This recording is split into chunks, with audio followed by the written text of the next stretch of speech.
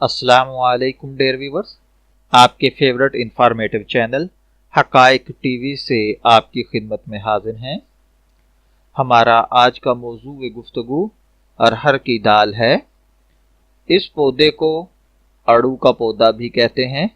ये पौधा झाड़ीदार फैला हुआ होता है। इसकी शाखें 1 फुट तक ऊंची होती हैं, जिनसे ये बालों के एक गुच्छे की शक्ल में ढका हुआ होता है। इसको 1.5 से 2.5 इंच तक लंबी गोल फलियां लगती हैं। हर फली में 8 से 15 तक स्याह गहरे भूरे रंग के बीज होते हैं।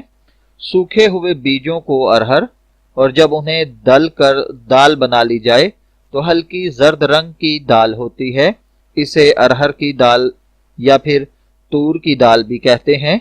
इसकी उमूमन खिचड़ी वगैरह पकाकर खाई जाती है और ये दाल का सालन बनाकर भी खाया जाता है।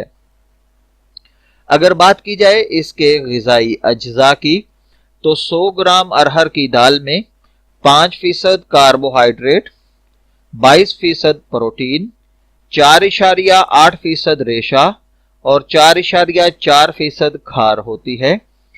इसकी प्रोटीन गोश्त जैसे ख्वास रखती है, यानी जैसी पावर गोश्त में होती है वैसे ही इसकी प्रोटीन में होती है। छिलके वाली अरहर में फौलाद, कैल्शियम, फास्फोरस और दीगर कीमियावी अनासर भी पाए जाते हैं। इसमें फास्फोरस एसिड की शक्ल में पाया जाता है। अब अगर बात की जाए इसके मिजाज की, तो अरहर की दाल का मिजाज तर गरम, लेकिन इसमें जब घी, सुर्ख मिर्च, लहसुन, मसाला जात वगैरह दाखिल किए जाएं तो गरम तर है।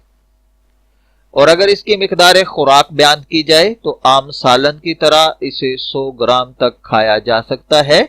अगर इसके फवाइद पर बात की जाए तो बीमारी के बाद जो जिस्म के अंदर कमजोरी आ जाती है, इसका इस्तेमाल जिस्मानी कमजोरी को खत्म करता है और दोबारा से चाको चौबंद बना देता है।